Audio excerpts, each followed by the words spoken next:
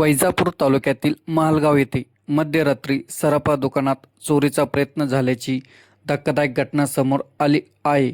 मुख्य रस्त्यावरील S S सोन्या चांदीच्या दुकानात चोरट्यांनी प्रवेश करण्याचा प्रयत्न केला, मात्र दुकानातील सुरक्षा यंत्रणेचा सायरन वाजताच चोरटे घटनास्थळावरून पसार झाले.